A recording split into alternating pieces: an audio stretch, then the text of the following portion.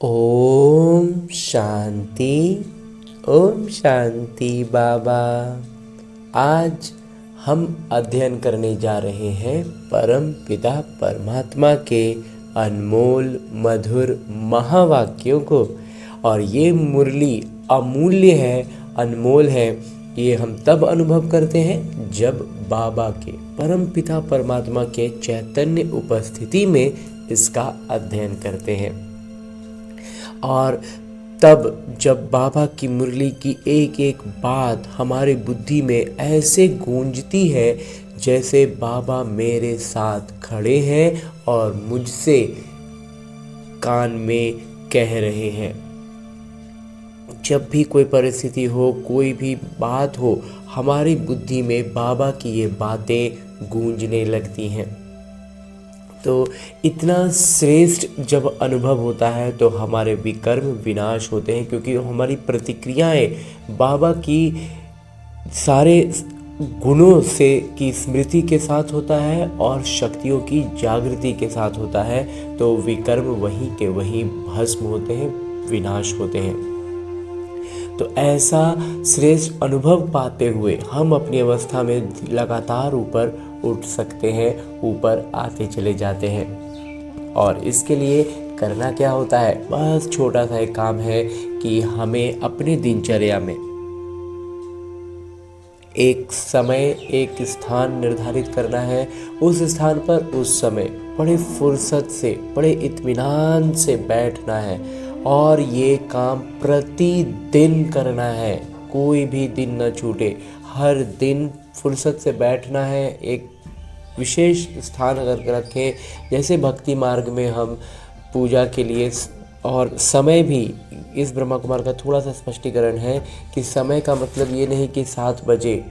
इस ब्रह्मा कुमार का ऐसा मंथन है कि 7 बजे 8 बजे ये टाइम नहीं, बल्कि हमारे दिनचर्या में जैसे ही हम भक्ति में स्नान के बाद सबसे पहले पूजा करने के लिए पूजा का कमरे में जाते थे, जिनका घर में जैसा सुविधा हो उस स्थान पर चले जाना है और स्नान के बाद जाना। अगर स्नान में आज 7:30 बज गए तो इसका मतलब ये नहीं कि समय चेंज हो गया, नहीं, स्नान के तुरंत बाद का समय इस ब्रह्मा कुमार को मंथन में लगता है सबसे उचित है। तो वैसे ही स्थान भी, पूजा के लिए जो अगर स्थान बना कर रखे हो तो उसी स्थान पर बैठना है। थोड़ा पवित्र हो, साफ सुथरा हो, तो उस स्थान पर बैठकर अब अपने हाथों में मुरली लेनी है और एक एक शब्द का बड़ी गहराई से अध्ययन करना है। और जब हम इसकी गहराइयों में धीरे धीरे उतरते जाएंगे ना, तो हम बाबा के चैतन्य उपस्थिति का अनुभव पाएंगे। और ये इस ब्रह्मा कुमार का ये अनुभव रहा है और आभास रहा है। इसीलिए हम मुरली का अध्ययन बड़े फुर्सत से, इत्मीनान से बैठकर स्वयं से कम एक बार ज़रूर करना है। फिर हम YouTube पर सुनते रहे, सेंटर पर जाएं, वो सब अच्छी बातें हैं, लेकिन जब हम फुर्सत से, इत्मीनान से अकेले बैठकर खुद से जब अध्ययन करते हैं ना, तो बाबा और मैं आमने सामने बैठ बातें कर रहे हैं, ऐसा अनुभव करते हैं। तो इसके लिए और एक छोटा विधि जो हमें आत्माभिमानी स्थिति में आने के लिए करनी चाहिए, वो ये कि जब हम फुर्सत में आकर बैठ गए, मुरली हाथों में लेकर शुरू करने जा रहे हैं, तो पहले अपने इस देहभान से अलग होने का भी अभ्यास करें और अपने सूक्ष्म शरीर के साथ, यानी अपने उसी मन के को लेकर जो इस रावण की दुनिया में बहुत भटक रहा है, उसको लेकर के। क्यों भटक रहा है? क्योंकि वो इसका स्थान है ही नहीं, ये रावण की दुनिया है, तो रावण की दुनिया हमारे मन के लिए है ही नहीं, इसीलिए वो अपनी दुनिया ढूंढने के लिए इतना भटक रहा है। बिल्कुल वैसे ही जैसे एक मछली पानी के बाहर आ जाए तो बहुत छटपटाती है, इसीलिए हमारा मन इतना भटकता है। तो इसे इसके सही गंतव्य तक लेकर चलते हैं। इस शुरुआत, चूँकि ये रास्ता भूल चुका है, तो इसे हम लेकर चलते हैं अपने साथ मधुबन की धरा पर, और उसमें भी खास पांडव भवन के उसी हिस्ट्री हॉल में जहाँ मेरे बाबा ने साकार तन का, यानी इस ब्रह्मा बाबा के तन का आधार लेकर ये मुरली चलाई थी। यूँ तो बाबा ने चलाई थी पहले, तभी आज हमें लिखित रूप में मिल रही है। लेकिन आज भी जब मैं आत्मा अपने आत्म अभिमानी स्थिति में स्थित होकर और स्थित होने के लिए, ये बहुत सरल अभ्यास है, इससे हम आत्माभिमानी स्थिति में स्थित होते हैं और तब बाबा की चैतन्य उपस्थिति का अनुभव पाते हैं। और उसकी अनुभूति का सबसे पहला पायदान ये होता है कि जैसे ही मैं आत्मा खुद को उस स्थान पर अनुभव करता हूँ, परमात्मा के सानिध्य में पहुँचता हूँ, तो मुझ आत्मा के सारे आत्मिक गुण, पवित्रता, शांति, प्रेम और सुख की भरपूरता का एहसास होता है। बाबा सम्मुख बैठे हैं, दृष्टि से मुझ आत्मा में ज्ञान, प्रकाश और शक्तियों का प्रवाह कर रहे हैं, ऐसा भी अनुभव पाते हैं, जिससे चारों ओर आनंद का एक आवरण बन जाता है। और उस आवरण में मैं और मेरे बाबा बड़े फुर्सत से बैठ बातें करते हैं। तभी तो मेरे बाबा अपने दिल की बातें इसी मुरली में निहित करके मुझसे कहते हैं, मीठे बच्चे, बाबा आए हैं तुम बच्चों को तैरना सिखलाने, जिससे तुम इस दुनिया से पार हो जाते हो। तुम्हारे लिए दुनिया ही बदल जाती है। जो कहते हैं ना बाबा इस भव सागर से पार लगाइए, तो बाबा कहते हैं मैं पार लगाने के लिए क्या कर रहा हूँ, तुम्हें तैरना सिखा रहा हूँ। और जब तुम तैर कर इसके किनारे पर पहुँच जाते हो, दुनिया बदल ही जाएगी ना। पानी में, पानी के बीच में और समुद्र के किनारे में कितना फर्क होता है ना। आगे प्रश्न रूप में मेरे बाबा कहते हैं, जो बाबा के मददगार बनते हैं उन्हें मदद के रिटर्न में क्या प्राप्त होता है, मदद के बदले बाबा क्या देते हैं। उत्तर बतलाते हैं मेरे बाबा, जो बच्चे अभी बाबा के मददगार बनते हैं उन्हें बाबा ऐसा बना देते हैं जो आधा कल्प कोई की मदद लेने व राय लेने की दरकार ही नहीं रहती। कितने बड़े पिता हैं। कहते हैं, बच्चे तुम मेरे मददगार नहीं होते तो हम स्वर्ग की स्थापना कैसे करते। बाबा इतने निरहंकारी हैं कि स्वर्ग की स्थापना स्वयं कर सकते हैं, करते हैं, लेकिन हमें निमित्त बनाते हैं और फिर कहते हैं तुम्हारा मदद से हम ऐसा कर रहे हैं। और उस मदद के बदले में बाबा हमें आधा कल्प कह रहे हैं कि ऐसा बनाते हैं कि हमें किसी की मदद की, किसी के राय तक की ज़रूरत नहीं होती। ओम शांति।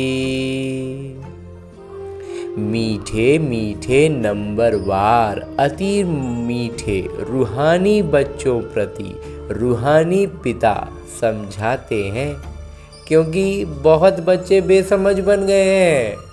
रावण ने बहुत बेसमझ बना दिया है।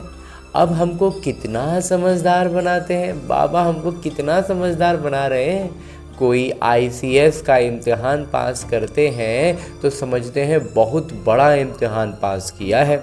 जो आज IAS का बोलते हैं ना, UPSC, बाबा कहते हैं वो वाला एग्ज़ाम सही में भारत के लिए अभी तक तो माना जाता है सबसे टॉप लेवल का एग्ज़ाम है। तो उसको पास कर लिए तो कितना बड़ा पास कर लिए, लेकिन अभी तुम तो देखो कितना बड़ा इम्तिहान पास करते हो। हम क्या है, पूरा कल्प का और विश्व की बादशाही का। वो IAS जो है वो बनते हैं, जब बनने के बाद देखते हैं कि वो काफ़ी नीचे पद है, उसके ऊपर पदों बहुत ऊंचे सारे बहुत सारे पद हैं, लेकिन हमें जो बाबा पद दे रहे हैं वो सबसे ऊंचा पद है, विश्व की बादशाही, विश्व का मालिक। तो इसलिए इतना बड़ा इम्तिहान है तो मेहनत तो करनी होगी ना। जरा सोचो तो सही, पढ़ाने वाले कौन हैं, पढ़ने वाले कौन हैं। ये भी निश्चय है, हम कल्प हर 5000 वर्ष बाद शिक्षक सद्गुरु से फिर मिलते ही रहते हैं। इस बात का भी नशा है। सिर्फ तुम ही बच्चे जानते हो हम कितना ऊंच पिता द्वारा ऊंच वर्षा पाते हैं। शिक्षक भी वर्षा देते हैं ना पढ़ा करके, तुमको भी पढ़ा करके तुम्हारे लिए दुनिया को ही बदल देते हैं। नई दुनिया में राज्य करने के लिए पूरा दुनिया क्यों बदलते हैं बाबा? ताकि हमारी दुनिया एकदम नई रहे, हमारी स्थिति जैसी हो गई है वैसी दुनिया भी हो।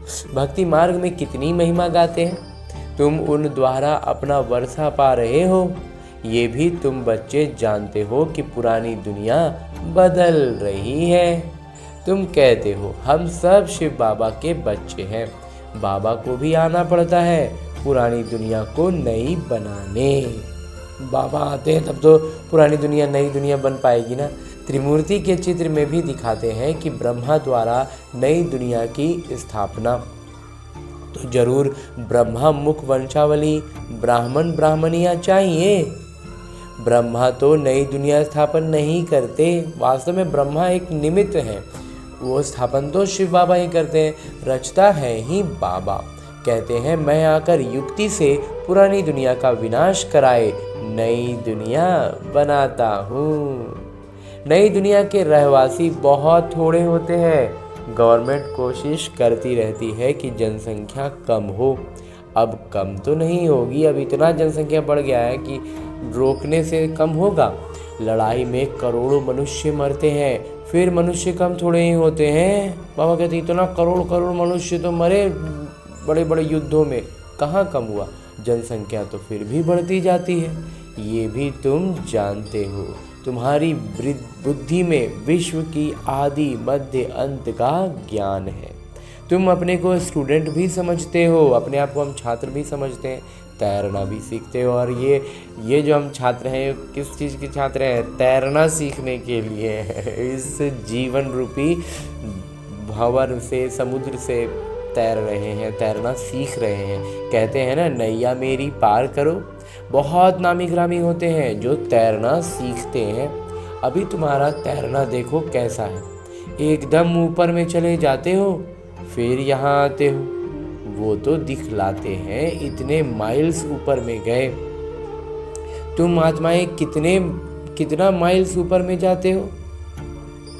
वो तो स्थूल वस्तु है जिसकी गिनती करते हैं, तुम्हारा तो अनगिनत है। तुम जानते हो हम आत्माएं अपने घर चली जाएंगी जहाँ सूर्य चांद आदि नहीं होते। ये भौतिक चीज़ें कुछ नहीं। आत्मा की बाबा कहते हैं सूक्ष्म वतन जो है, परम धाम जो है, सूक्ष्म वतन नहीं परम धाम जो है, वो इस भौतिक दुनिया से बिल्कुल अलग है।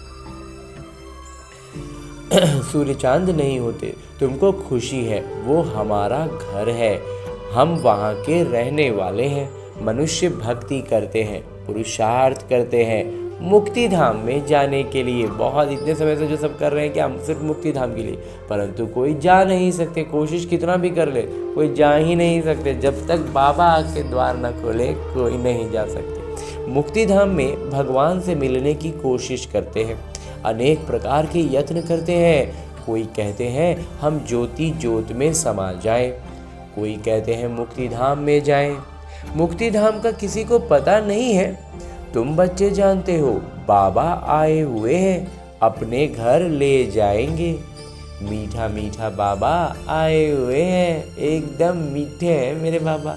हमको घर ले जाने लायक बनाते हैं, तो घर के लायक पहले बना रहे हैं फिर लेकर चलेंगे। जिसके लिए आधा कल्प पुरुषार्थ करते भी बन नहीं सके। आधा कल्प से हम भक्ति में पुरुषार्थ ही तो कर रहे हैं, लेकिन बन नहीं सकते। ना कोई ज्योति में समा सके, ना मुक्ति धाम में जा सके, ना मोक्ष को पा सके। तो जो कुछ पुरुषार्थ किया वो व्यर्थ, तो गलत दिशा में मेहनत, जितना भी मेहनत किए पूरा व्यर्थ चला गया ना। अभी तुम ब्राह्मण कुलभूषण का पुरुषार्थ सत्य सिद्ध होता है। बाबा कहते हैं अब हम ब्राह्मण बच्चों का जो पुरुषार्थ है ना, ये सत्य सिद्ध होता है। ये खेल कैसे बना हुआ है? तुमको अभी आस्तिक कहा जाता है। बाबा हम बच्चों को आस्तिक कहते हैं, बाकी सब हो गए नास्तिक। तो बाबा को अच्छी रीति तुम जानते हो, और बाबा द्वारा सृष्टि चक्र को भी जाना है। बाबा कहते हैं मुक्ति, जीवन मुक्ति का ज्ञान कोई में भी नहीं है, देवताओं में भी नहीं है।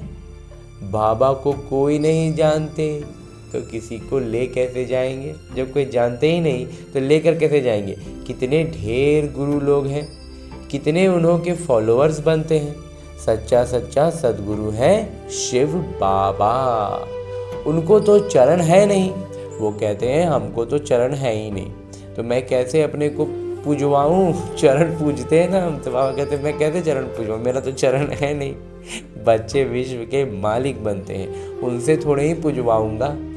अब जो विश्व का मालिक है, बाबा कहते हैं जो इतना ऊंचा है, मतलब कितना श्रेष्ठ पद है, और वो आप पूजा पैर पूजे, बाबा कहते हैं वो तो काम नहीं करवाएंगे। तो भक्ति मार्ग में बच्चे बाबा के पाँव पड़ते हैं। वास्तव में तो बाबा की प्रॉपर्टी के मालिक बच्चे हैं, परंतु नम्रता दिखलाते हैं। छोटे बच्चे आदि सब जाकर पाँव पड़ते हैं।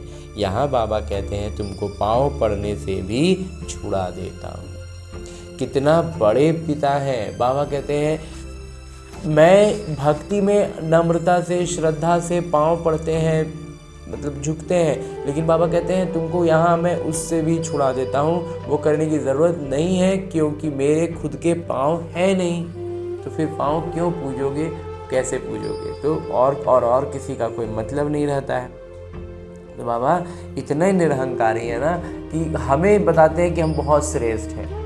वास्तव में श्रेष्ठता तो बाबा के दिया हुआ होता है, और बाबा इसी श्रेष्ठता के कारण हमें कहते हैं कि तुमसे पूजवाऊंगा थोड़ी। तो इसलिए मेरे बाबा का निरहंकारी रूप इन बातों से बहुत जबरदस्त झलकता है। कहते हैं तुम बच्चे मेरे मददगार हो, तुम मददगार नहीं होते तो हम स्वर्ग की स्थापना कैसे करते। बाबा समझाते हैं बच्चे अभी तुम मददगार बनो, फिर हम तुमको ऐसा बनाते हैं जो कोई की मदद लेने की दरकार ही नहीं रहेगी।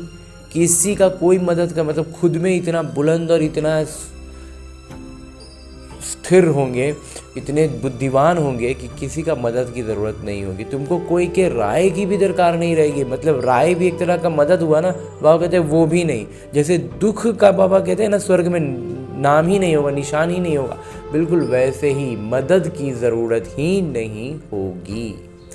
यहाँ बाबा बच्चों की मदद ले रहे हैं। कहते हैं बच्चे अब छीछी मत बनो, माया से हार नहीं खाओ, नहीं तो नाम बदनाम कर देते हैं। हम अगर माया से हार खाए ना तो नाम बाबा का बदनाम होता है। इस लिहाज से भी हमें अपने आप को रोकना है, संभालना है, बचाना है। बॉक्सिंग होती है तो उसमें जब कोई जीतते हैं तो वाह वाह हो जाती है, हार खाने वाले का मुंह पीला हो जाता है, एकदम मुंह उतर जाता है। यहाँ भी हार खाते हैं, यहाँ हार खाने वाले को कहा जाता है काला मुंह कर दिया। यहाँ जो हार खाए बाबा कहते हैं वो मुंह काला कर दिया। आए हो गोरा बनने के लिए, फिर क्या कर देते हैं कि कमाई सारी चट हो जाती है, फिर नए सिरे शुरू करना पड़े। बाबा के मददगार बन फिर हार खाए नाम बदनाम कर देते हैं। दो पार्टी है, एक है माया के मुरीद, एक है ईश्वर के। तुम बाबा को प्यार करते हो, गायन भी है विनाश काले विपरीत बुद्धि, तुम्हारी है प्रीत बुद्धि। तो तुमको नाम बदनाम थोड़े ही करना है। तुम प्रीत बुद्धि फिर माया से हार क्यों खाते हो। बाबा कहते हैं जब तुम प्रीत बुद्धि हो तो फिर माया से हार कैसे खा सकते हो। जब बाबा से प्रीत लग गया तो फिर माया तो आसपास भटकेगा भी नहीं। इस अवस्था में हमें आना है, प्रीत को इतना मजबूत करना है, इतना नज़दीक आना है, कंबाइंड रूप का अभ्यास करना है, हमेशा सजगता रखनी है कि बाबा मेरे साथ है। बाबा की सारी गुणवत्ताएं, बाबा की सारी शक्तियाँ मुझ आत्मा में भरपूर हैं, क्योंकि बाबा से के सानिध्य में मैं निरंतर उपस्थित हूँ। तो फिर माया आस पास नहीं भटकेगी। मतलब हमें हमारे जीवन पर हम उस पर ध्यान ही नहीं देंगे और ना ही वो हमको प्रभावित कर पाएगा। हारने वाले को दुख होता है, जीतने वाले पर ताली बजाते वाह वाह करते हैं। तुम बच्चे समझते हो हम तो पहलवान हैं, अब माया को जीतना जरूर है। बाबा कहते हैं माया को जीतने के लिए तुम अपने आप को माया पहलवान समझ रहे हो। बाबा कहते हैं देह सहित जो कुछ देखते हो उन सबको भूल जाओ। बाबा कहते हैं शरीर समेत जो कुछ भी दिखता है ना सबको भूल जाओ, क्योंकि ये कुछ नहीं रहने वाला।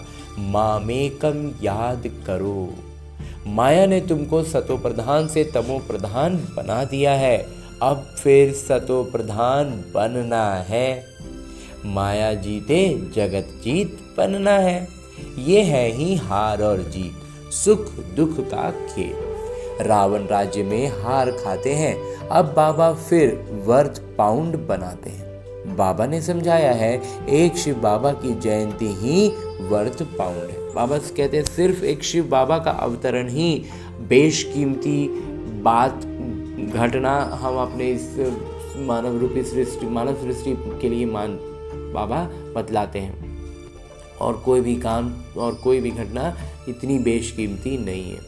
अब तुम बच्चों को ऐसा लक्ष्मी नारायण बनना है, वहाँ पर घर घर में दीप माला रहती है, सबकी ज्योत जग जाती है। मेन पावर से ज्योत जगती है, और ज्योत जगता कहाँ से है? मेन पावर से, मेरे बाबा से। बाबा कितना सहज रीति बैठ समझाते हैं। बाबा के सिवाय मीठे मीठे लाडले सिकिलदे बच्चे कौन कहेगा? और कहते पिता के अलावा कोई ये कहेगा? मीठे मीठे बच्चे, सिकिलदे बच्चे, लाडले बच्चे, ये सिर्फ एक पिता ही कह सकते हैं। तो रूहानी पिता ही कहते हैं, हे मेरे मीठे लाडले बच्चों, तुम आधा कल्प से भक्ति करते आए हो, वापस एक भी जा नहीं सकते, तो बाबा ही आकर सबको ले जाते हैं। तुम संगम युग पर अच्छी रीति समझा सकते हो, बाबा कैसे आकर सब आत्माओं को ले जाते हैं। दुनिया में इस बेहद के नाटक का कोई को पता नहीं है। ये बेहद का ड्रामा है, बेहद का नाटक चल रहा है, ये भी तुम समझते हो, और कोई कह ना सके, और कोई इस बात को इस तरह से नहीं कह सकता है। अगर बोले बेहद का ड्रामा है तो फिर ड्रामा का वर्णन कैसे करेंगे, और अगर ड्रामा कहेंगे तो फिर ड्रामा का पूरा आगे पूरा वर्णन बताइए।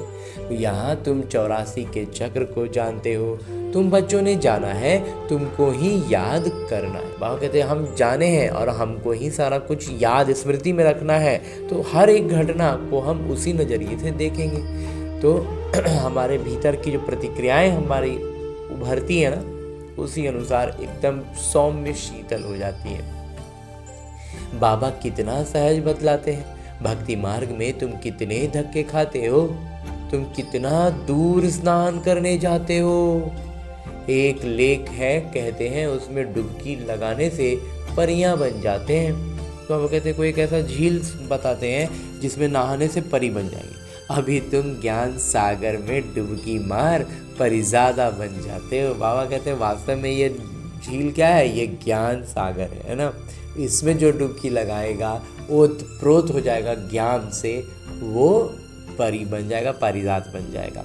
कोई अच्छा फैशन करते हैं तो कहते हैं ये तो जैसे परी बन गई है, अभी तुम भी रत्न बनते हो। बाकी मनुष्य को उड़ने के पंख आदि हो नहीं सकते। बाबा कहते हैं तकनीक इतना ज़बरदस्त होगा ना कि हम उड़ के कहीं भी पहुंचेंगे, जाएंगे, इतना ज़बरदस्त हमारा टेक्नोलॉजी डेवलपमेंट होगा सतयुग में, लेकिन निजी तौर पर शारीरिक रूप से पंख हो जाएंगे मनुष्यों को। बाबा कहते हैं ये नहीं होता है, मनुष्य पंख से उड़े ऐसा नहीं होता है। मनुष्य के उड़ने के पंख आदि हो नहीं सकते, ऐसे उड़ ना सके तो पंख लगा के हमें मनुष्य नहीं उड़ेंगे। उड़ने वाली है ही आत्मा। आत्मा जो है ना वो तो ऐसा उड़ती है कि उसका तो आकलन भी नहीं कर सकते, इतना तेज और इतना सटीक दौड़ती है आत्मा, जिसको रॉकेट भी कहते हैं। आत्मा कितनी छोटी है, जब सब आत्माएं जाएंगी तो हो सकता है तुम बच्चों को साक्षात्कार भी हो। बाबा कहते हैं जब सब आत्माएं जाने लगेंगी ना, तब फिर हो सकता है कि साक्षात्कार भी हो आत्मा का। और आत्मा क्या है? जो हम लौकिक भौतिक में हमने विज्ञान में पढ़ा ना, प्रकाश की गति क्या है? वो एक क्षण में कहाँ से कहाँ, तो बस वही चीज़ है आत्मा के साथ। इतनी तेज है, इतनी सूक्ष्म है कि इसका कोई भी लौकिक भौतिक स्तर पर कोई आकलन नहीं है। इसलिए बाबा कहते हैं कि हाँ, जब सब जाने लगेंगे तब साक्षात्कार हो सकता है। बुद्धि से समझ सकते हो, यहाँ तुम वर्णन कर सकते हो सकता है जैसे विनाश देखा जाता है वैसे आत्माओं का झुंड भी देख सकते हैं कि कैसे जाते हैं। हनुमान गणेश आदि तो है नहीं, परंतु उनका भावना अनुसार साक्षात्कार हो जाता है। बाबा तो है ही बिंदी, उनका क्या वर्णन करेंगे। कहते भी हैं छोटा सा सितारा है जिसको इन आंखों से देख नहीं सकते। शरीर कितना बड़ा है जिससे कर्म करना है, आत्मा कितनी छोटी है उसमें 84 का चक्र नूंधा हुआ है। एक भी मनुष्य नहीं होगा जिसको ये बुद्धि में हो कि हम 84 जन्म कैसे लेते हैं, आत्मा में कैसे किरदार भरा हुआ है। वंडर है, एकदम आश्चर्यचकित कर देने वाली बात है बाबा की। आत्मा ही शरीर लेकर किरदार निभाती है, वो होता है हद का नाटक, ये है बेहद का। बेहद के पिता खुद आकर अपना परिचय देते हैं। खुद भगवान आएंगे ना तो वो बताएंगे ना कि वो क्या है, क्यों है, कैसे हैं, कहाँ है। हम मनुष्यों ने जो एक कल्पना कहे या जो कुछ भी कहे वो एक बना के रख लिया है, एक संरचना, एक शास्त्र, और फिर उसके अनुसार नहीं भगवान ऐसे ही होते हैं, भगवान ऐसे ही होंगे। उन बातों में अगर हम उलझते हैं तो फिर हम उलझे रह जाएंगे। बाबा इतने नज़दीक आए हैं, हमारे सम्मुख आए हैं, और हम उनसे दूर रह जाएंगे अगर हम अपने ही घमंड में कहें, अपने ही ज्ञान के घमंड में चूर रहे कि हम सब कुछ जानते हैं। हमने बहुत शास्त्र पढ़े हैं, शास्त्र मनुष्यों के हैं। बाबा स्वयं आकर के हमें सब कुछ ज्ञान देते हैं, अपना परिचय देते हैं। तो जो बाबा परिचय दे रहे हैं वो सत्य होगा ना। जो अच्छे सेवा योग्य बच्चे हैं वो विचार सागर मंथन करते रहते हैं। किसी को कैसे समझाएं, कितना तुम एक एक से माथा मारते हो। बाबा कहते हैं जो अच्छे बच्चे हैं ना वो लगातार सोचते रहते हैं किसी को कैसे समझाना है, क्या करना है। और जब भी किसी से मतलब समझाते हैं तो सामने वाला जब कुछ कहता है तो उनकी बातों के अनुसार उसको भले हो सकता है कि इस ब्रह्म कुमार का ऐसा मंथन रहा, अनुभव रहा कि तुरंत में उसमें हम 100% उसको जवाब ना दे पाए। जवाब तो हम देते ही हैं, ऐसा तो नहीं कि हम छोड़ेंगे, लेकिन हम देते हैं। लेकिन उसका जब फिर हम बाद में और आगे मंथन करते चले जाते हैं ना तो उसका हम बहुत अच्छा जवाब हम समझ पाते हैं, बिल्कुल स्पष्ट ज्ञान से। बहस वाली बात नहीं, ज्ञान से स्पष्टता के साथ उसमें आगे बढ़ते हैं तो वो कहीं ना कहीं हमारे मन के संदेहों को भी दूर होता है। और फिर अगली बार जब हम किसी भी आत्मा से मिलते हैं ना तो वो सारे सवाल बहुत सरल होते हैं, कॉमन होते हैं, तो वो कॉमन जवाब हम बहुत अच्छे से दे पाते हैं। और धीरे धीरे हमारा मंथन जितना बढ़ता है हमारी बुद्धि की स्पष्टता बढ़ती जाती है। इसलिए बाबा कहते हैं तुम एक एक से इतना माथा मारते हो, फिर भी कहते हैं बाबा हम समझते ही नहीं। हम बहुतों से बहुत एकदम उसी एक खास समय पर हम चाहें कि हम अभी समझाएं, अभी सामने वाला समझे ना, तो ये भावना हमें नहीं रखनी। हमें अपना तरफ से पूरा पुरुषार्थ करना, अच्छे से एकदम अपनी स्थिति का ध्यान रखते हुए बिल्कुल सौम्यता से, शीतलता से, प्रेम से समझाना है। अवस्था का ध्यान ज़्यादा रखना है, बातों का ध्यान द्वितीयक है, प्राथमिक है हमारी अवस्था, हमारा व्यवहार, हमारा चाल चलन, चेहरा। तो उस पर ध्यान देते हुए जब हम समझाते हैं तब सामने वाले पर इफेक्ट पड़ा कि नहीं पड़ा इसका हमें चिंता नहीं करना है। अब कहते हैं हम इतना समझा के इतना माथा मारते हैं, समझते नहीं है। तो एक बार में एक झटके में एकदम से समझ ही जाए ऐसा बहुत ज़रूरी तो नहीं है, लेकिन ऐसा डाल देना है बीज कि फिर उनका मंथन चलने लग जाए और फिर वो धीरे धीरे सेंटर पर आए, यूट्यूब में देखें, जैसे भी ज्ञान में आगे बढ़ते जाए। कोई नहीं पढ़ते हैं तो कहा जाता है ये तो पत्थर बुद्धि है। तुम देखते हो यहाँ भी कोई 7 रोज में ही बहुत खुशी में आकर कहते हैं बाबा पास चले। बाबा कहते हैं बहुत से बच्चे ऐसे होते हैं ना जो 7 दिन का कोर्स करते करते ही उनको नशा चढ़ जाता है और चाहते हैं कि अब जाके बाबा से मिले, मधुबन चले। कोई तो कुछ भी नहीं समझते और कुछ को 7 दिन में कुछ समझ में नहीं आता। मनुष्य तो सिर्फ कह देते हैं पत्थर बुद्धि, पारस बुद्धि, परंतु अर्थ नहीं जानते। आत्मा पवित्र बनती है तो पारसनाथ बन जाती है। पारस पत्थर के बारे में हम क्या जानते थे जब ज्ञानी काल में थे, तो कि पारस पत्थर एक ऐसा पत्थर है जिससे लोहा को सटा दो तो वो लोहा सोने का बन जाएगा। सीधे लोहा से वो सोना बन जाए। तो वास्तव में अब इसका अर्थ समझ में आ रहा है ना, हमें बाबा पारस बना रहे हैं, मतलब हमारे संबंध संपर्क में जो आत्माएं आएंगी ना, वो क्या बन जाएंगी? सोना।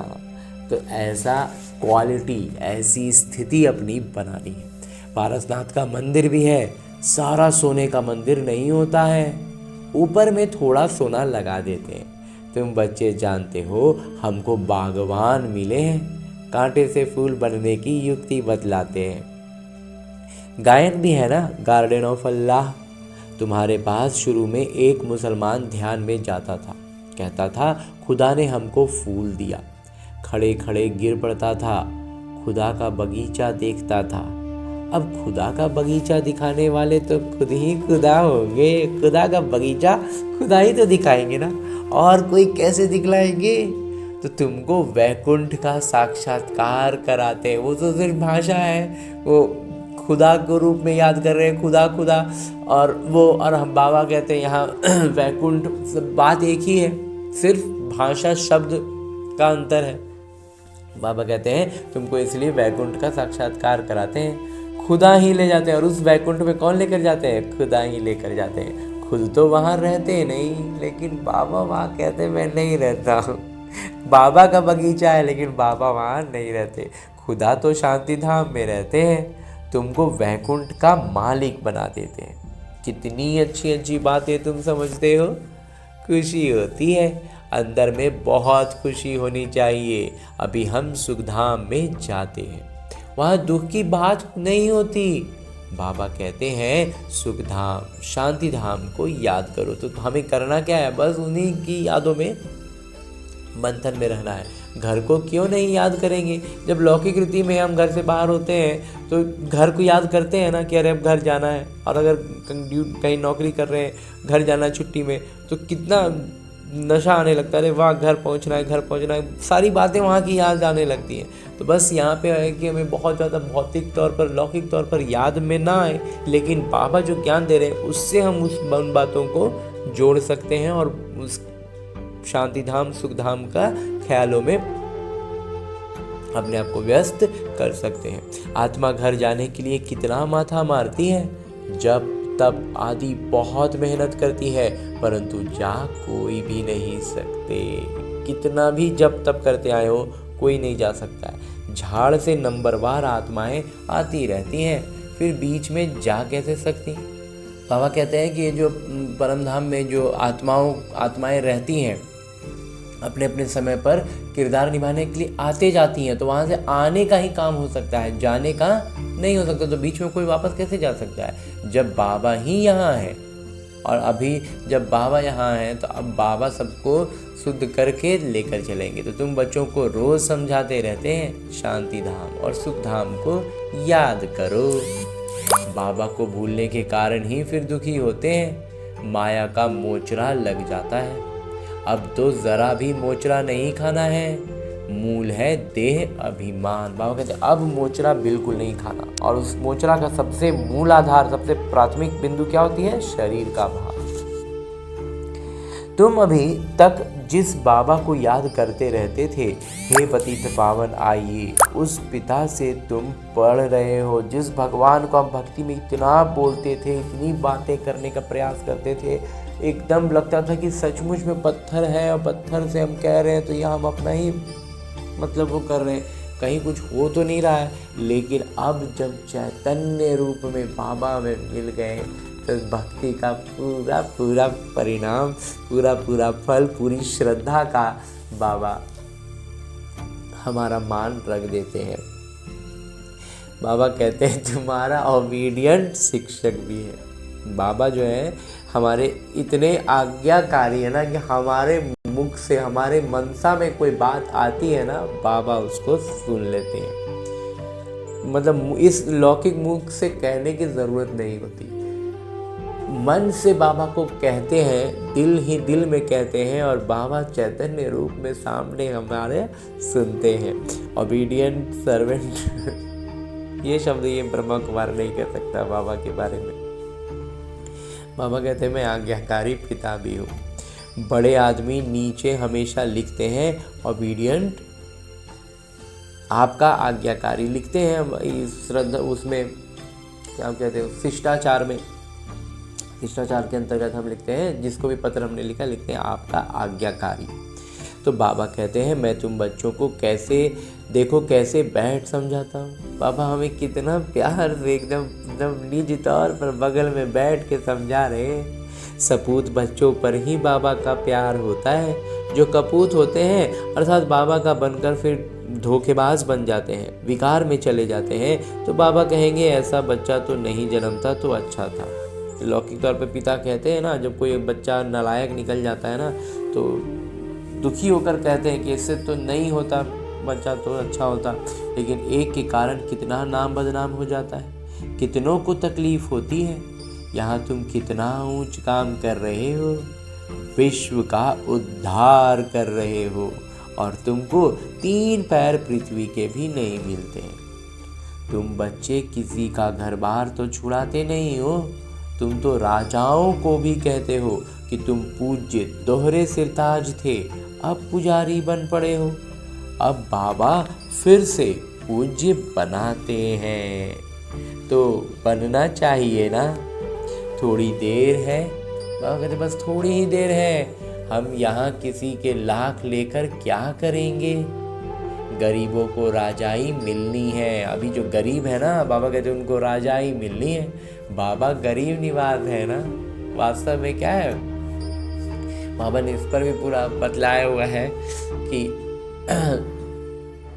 गरीब, इस ब्रह्मा कुमारों का भी मंथन भी रहा था और उसमें बाबा मुहर लगा चुके हैं कि गरीब का मतलब है कि वो लौकिक भौतिक दुनिया से उसका एक तरह से कहें तो छूट गया, माया से। गरीब है तो उसको पैसा का मोह छूट गया, तो अपने आप थोड़ा सा छिटक जाते हैं इस रावण के, इस विकार के, माया के इस जाल से, तो थोड़ा सा छिटके हुए हैं। तो बाबा को और कस के भी पकड़ते हैं, और बाबा को कस के पकड़ना है इसलिए भी कह रहे हैं। तो वो लौकिक दुनिया से वो गरीब नज़र आते रहते हैं, लेकिन वास्तव में बाबा के बहुत करीबी हो सकते हैं। ऐसा नहीं लेकिन ये जो हर जितने गरीब हैं सबके सब हैं, लेकिन जो गरीब बाबा का बच्चा बनना है ना, वो थोड़ा गरीब भी है, तो कोई उसमें वो लौकिक दुनिया से उसे नहीं देखना है, क्योंकि बाबा कहते हैं बाबा गरीब निवास है ना। तुम अर्थ सहित समझते हो कि बाबा को गरीब निवास क्यों कहते हैं। बिल्कुल बाबा एकदम अर्थ समझते हैं कि गरीब निवास का अर्थ क्या है। भारत भी कितना गरीब है, उनमें भी तुम गरीब माताएं हो, और उसमें भी ज़्यादा गरीब माताओं की स्थिति होती है, उनके हाथ में तो बिल्कुल ही कुछ नहीं होता। तो जो साहूकार हैं वो इस ज्ञान को उठा ना सकें, उनको अपने पैसे का ही नशा इतना होता है ना कि उनको समझ में ही नहीं आती बातें। उनको तो बाबा कहते हैं ना, लगता है कि यही तो स्वर्ग है, तो स्वर्ग की बातें क्या सुनेंगे। गरीब अबलाएं कितनी आती हैं, उन पर अत्याचार होते हैं। बाबा कहते हैं माताओं को आगे बढ़ाना है। प्रभात फेरी में भी पहले पहले माताएं हो, बैज भी तुम्हारे फर्स्ट क्लास है, ये ट्रांसलाइट का चित्र तुम्हारे आगे हो। बाबा कहते हैं इस तरह की तस्वीरें जो है ना, ये सब एकदम आगे आगे में हो। तुम सबको सुनाओ, दुनिया बदल रही है, बाबा से वर्षा मिल रहा है, कल्प पहले मुआफिक। बच्चों को विचार सागर मंथन करना है, कैसे सेवा को अमल में लाएं। समय तो लगता है ना, बाबा कहते हैं विचार सागर मंथन करते रहो, मेहनत पुरुषार्थ करते रहो, बाकी समय लगेगा लेकिन होगा जरूर। अच्छा, मीठे मीठे सिकिलते बच्चों प्रति माता पिता बाबा का याद प्यार और आशीर्वाद। रूहानी बाबा की रूहानी बच्चों को नमस्ते। हम रूहानी बच्चों की ओर से रूहानी माता पिता को याद प्यार और प्रणाम। धन्यवाद बाबा, धन्यवाद। मुरली के लिए भी धन्यवाद, और इस अनूठे अलौकिक ब्राह्मण जीवन के लिए भी बहुत बहुत बहुत धन्यवाद बाबा, बहुत धन्यवाद। आगे आज की मुरली से लिए गए वो प्रमुख बिंदु हैं जिन्हें हमें अपने ब्राह्मण जीवन में धारण करने हैं, और ब्राह्मण सो फरिश्ता, फरिश्ता सो देवता बनना है। उसके लिए जो सबसे पहली बिंदु है वो है बाबा से पूरी पूरी रीति प्रीत रख। बाबा से पूरा पूरा प्रीत रखना है और मददगार बनना है। माया से हार खाकर कभी नाम बदनाम नहीं करना है। इतना तो सजगता जरूर रखनी है कि नाम बदनाम, मेरे कारण बाबा का नाम बदनाम होगा, तो उतना स्तर तक तो ना ही जाए। अपना पुरुषार्थ में अगर ऊपर नीचे हो भी जा रहा है तो वहाँ तक तो मतलब होता है ना, एक लिमिट हो, उस लिमिट से नीचे नहीं जा सकते हैं। तो वो सेट कर लेना है कि बदनामी वाले काम में तक पाँव ना जाए। पुरुषार्थ कर देह सहित जो कुछ दिखाई देता है उसे भूल जाना है। बाकी पुरुषार्थ को इस लेवल पर बाबा कहते हैं ले जाओ, इस स्तर पर ले जाओ कि आंखों से जो कुछ भी दिखता है ना उस सबको भूल जाना है। दूसरा बिंदु है अंदर में खुशी रहे कि हम अभी शांति धाम सुख धाम जाते हैं। बाबा ओबीडियंट टीचर बन, बाबा शिक्षक हैं वो भी आज्ञाकारी, हमारी बातों का पूरा मान रखते हैं।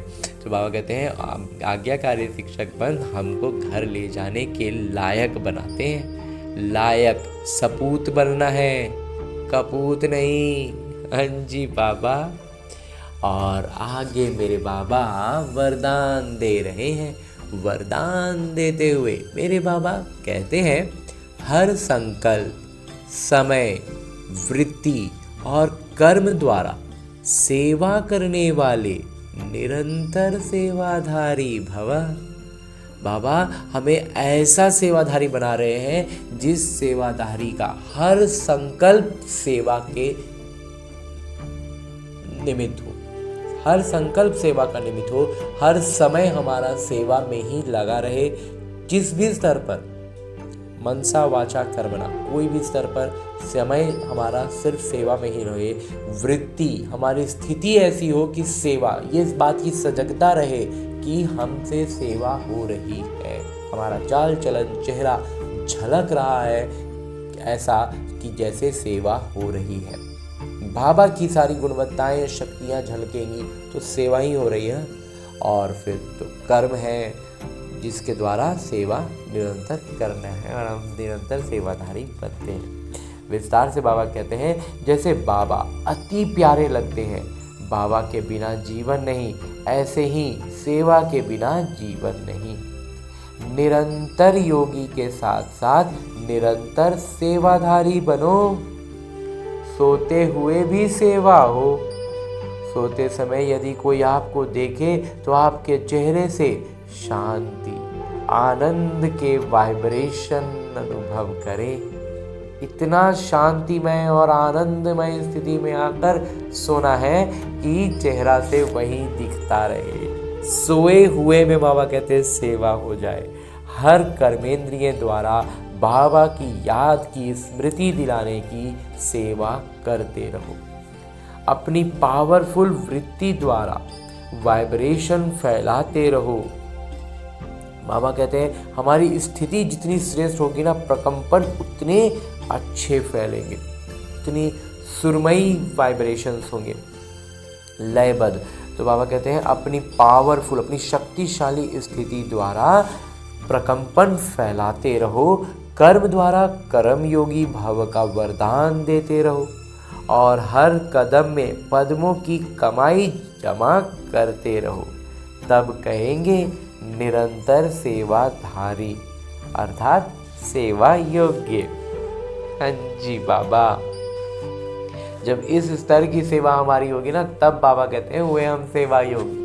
हम एक उत्साह में, उमंग में सोचते हैं कि हम दो चार को खाली बोल दिए, कुछ कर दिए, हो गया सेवा।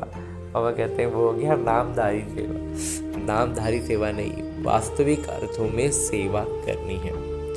और आगे स्लोगन है, मुरली का उपदेश है, अपने रूहानी पर्सनालिटी को स्मृति में रखो तो मायाजीत बन जाएंगे। मायाजीत बनने के लिए क्या है, बाबा कहते हैं अपना रूहानी अस्तित्व को याद रखना है, बस। और अभी तक हमने परमपिता परमात्मा से इतना श्रेष्ठ ज्ञान मुरली, उनके साकार मुरली को हमने उनकी चैतन्य उपस्थिति में अध्ययन करने का अभ्यास किया, प्रयास किया, अनुभव भी किया ना। अब मेरे बाबा इसी चैतन्य अव्यक्त स्थिति में रहते हुए एक इशारा भी देते हैं कि स्वयं और सर्व के प्रति मनसा द्वारा योग की शक्तियों का प्रयोग करो, खुद के लिए भी और दूसरों के लिए भी। मन से हमें योग की यानी बाबा के याद की शक्ति का प्रयोग करना है। और ऐसा करने के लिए बाबा हर दिन हमें अलग अलग आयामों से, अलग अलग तरीकों से इशारा देकर के इसकी स्पष्टता को बढ़ाते हैं। और इसी संदर्भ में आज के लिए जो बाबा ने इशारा दिया है वो है, जैसे वाणी की अभ्यास करते करते वाणी के शक्तिशाली हो गए हो, ऐसे शांति की शक्ति के भी अभ्यासी बनते जाओ। बाबा कहते हैं जैसे वाणी में शक्तिशाली हो गए हो ना, कोई बात कहना है तो क्या कहना है, कितना कहना है, कैसे कहना है, इसका थोड़ा तो अभ्यास हो जाता है। बाबा कहते हैं अब शांति की शक्ति का भी अभ्यासी बनो। आगे चल वाणी व स्थूल साधनों के द्वारा सेवा का समय नहीं मिलेगा। बाबा कहते हैं आने वाला समय ऐसा है ना जब साधन के द्वारा सेवा का समय नहीं मिलेगा। साधनों से अभी हम क्या हो रहा है, साधनों के को अपना माने आधार बना रहे हैं सेवा के लिए। बाबा कहते हैं ये नहीं होगा। ऐसे समय पर शांति की शक्ति के साधन आवश्यक होंगे। अभी कितना भी है ना, माइक लगा रहे हैं, स्पीकर लगा रहे हैं, वीडियो बना रहे हैं, जो कुछ भी कर रहे हैं, ये सब विज्ञान के साधन है। बाबा कहते हैं हमारे ही काम के लिए, हमारी ही मदद के लिए है। लेकिन एक समय अभी आने वाला है जब ये सारे साधन खत्म हो जाएंगे और वो बहुत भयावह स्थिति होगी। और उस स्थिति का हमारा अभ्यास अगर होगा ना, तब हम अपनी उस शांति की शक्ति में खुद भी रह पाएंगे अचल अडोल। और तब हमसे जो प्रकंपन निकलेंगे, हमारी दृष्टि से उनको बाबा कहते हैं एक झलक पाएंगे और उनको अनुभव मिलेगा। तो ऐसी स्थिति के लिए बाबा कहते हैं अभी से अभ्यास करो। बाबा कहते हैं कि आगे चल वाणी व स्थूल साधनों के द्वारा सेवा का समय नहीं मिलेगा। उतना समय नहीं होगा कि हम एक एक को बैठ समझाने का समय नहीं होगा और न ही कोई तरह का स्थूल सेवा कर सकेंगे। इसलिए बाबा कहते हैं कि ऐसे समय पर शांति की शक्ति के साधन आवश्यक होंगे। हमारी शांति की, हमारी अवस्था की सेवा जो है ना, वही आवश्यक होगा। क्योंकि जितना जो महान शक्तिशाली होता है वो अति सूक्ष्म होता है। तो वाणी से शुद्ध संकल्प सूक्ष्म है, इसलिए सूक्ष्म का प्रभाव शक्तिशाली होगा। बाबा कहते हैं वाणी से ज़्यादा सूक्ष्म है संकल्प, शुद्ध संकल्प, तो इसलिए उसका प्रभाव ज़्यादा शक्तिशाली होगा। हाँ जी बाबा। और अब हमने परमपिता परमात्मा का इतना श्रेष्ठ ज्ञान मुरली को उनकी चैतन्य उपस्थिति में अध्ययन किया, उनसे वरदान प्राप्त किया। इशारे अव्यक्त रूप में स्थित होकर बाबा ने जो इशारा दिया उसे भी जान लिया। अब हमें करना क्या है, हमें अपने इस लक्ष्य को याद रखना है कि हमें लक्ष्मी नारायण बनना है, विश्व महाराजा बनना है। तो करना क्या है, इन सारी ज्ञान की बातों को वास्तविक जीवन में अपनाना है। और ये वास्तविक जीवन भी कहना एक तरह से गलत होगा, क्योंकि ये जो मेरा लौकिक जीवन है ये बस और बस मेरे अभ्यास के लिए है। उसका एक अभ्यास पुस्तिका है जिसमें आने वाली हर परिस्थिति मेरे लिए एक प्रश्न है, और उस प्रश्न का मैं कितना आत्माभिमानी स्थिति में रहकर उत्तर देता हूँ, उस पर अपनी प्रतिक्रिया देता हूँ, वही निर्धारित कर रहा है कि मैं अपने लक्ष्य के कितने करीब पहुँच रहा हूँ। तो इसके लिए अभी फ़िलहाल हमें लौटना है अपने इस स्थूल शरीर में, अपने इस किरदार, जहाँ मुझे न केवल अपने सारे आत्मिक गुणों की स्मृति रखनी है बल्कि अष्ट शक्तियों की जागृति रखनी है। और उन अष्ट शक्तियों को इस ब्रह्मा कुमार ने अपने मंथन से इस क्रम में सजाया है कि सबसे पहले हमारे भीतर ज्ञान के बाद जो शक्ति जागृत होती है वो होती है सहन शक्ति। जब हम ज्ञान की महीन बातों को नहीं समझ पाते हैं, कुछ स्पष्ट नहीं हो पाता है, या जहाँ पर भी जिस भी परिस्थिति में हम स्पष्टता में थोड़ा भी उलझते हैं, तो अगर लेकिन निश्चय पूरा होता है तो हम सहन शक्ति की जागृति के साथ हर परिस्थिति को पार कर पाते हैं। उसके बाद जो जागृत होती है वो होती है परखने की शक्ति और उसी के साथ साथ निर्णय करने की शक्ति। अब निर्णय क्या करना है? निर्णय करने के लिए हमारे पास 5 शक्तियाँ हैं कि हमें इन 5 में से कौन सी शक्ति का इस्तेमाल करना है। तो इसमें सबसे पहला इस ब्रह्मा कुमार को लगता है कि है समेटने की शक्ति। समेटने की शक्ति का अर्थ है, इस ब्रह्मा कुमार का मंथन रहा है कि सबसे पहले जो आती है वो है समेटने की शक्ति। समेटना क्या है? अपने उन पुराने संस्कारों को जो रावण के प्रभाव में बने हैं। दूसरा है समाने की शक्ति। वही सारी संस्कार जो अन्य आत्माओं में, संबंध संपर्क की आत्माओं में रावण के प्रभाव में पनपे हैं, विकसित हुए हैं और वो उनसे घिरे हुए हैं, तो उनको उस नज़र से हम देख पाएँ, इसके लिए हमें शक्ति जो चाहिए वो है समाने की शक्ति। तो उनके रावण के प्रभाव में बने संस्कारों को समाने की शक्ति। उसके बाद जो आती है वो है संकीर्णता की शक्ति। संकीर्णता की शक्ति का अभिप्राय इस ब्रह्मा कुमार के मंथन के अनुसार है कि जहाँ पर हमारा हस्तक्षेप का या फिर हमारे इन्वॉल्व होने का, हमारे उससे जुड़ने का कोई अर्थ नहीं है, हमारे लिए वो व्यर्थ है, तो वैसे में अपने आप को उसमें जोड़कर हम खामोखा में कहीं उलझ ना रहे हो, इसके लिए भी, इसका स्पष्टीकरण के लिए भी हमें शक्ति चाहिए कि जहाँ ज़रूरत, मतलब संकीर्णता के साथ, मतलब जिसको कहते हैं कि आराम से हम निकल सकते हैं और हम झूठ मूठ में फंस रहे हैं, वो काम ना करके, तो इसके लिए भी शक्ति चाहिए। तो वही है संकीर्णता की शक्ति। उसके बाद जो है वो है सामना करने की शक्ति। तो ये भी हमें परखना होगा ना कि हम यहाँ से एकदम, मतलब बिना किसी जुड़ाव के एकदम सीधे निकल सकते हैं या फिर हम निकल नहीं सकते, तो हमें उसका सामना करना ही है। तो हम उस परिस्थिति का, उन बातों का अच्छे से सामना कर पाएँ, उसके लिए भी हमें जो शक्ति चाहिए वही है सामना करने की शक्ति। और उसके बाद जो एक शक्ति है उसका नाम है सहयोग की शक्ति।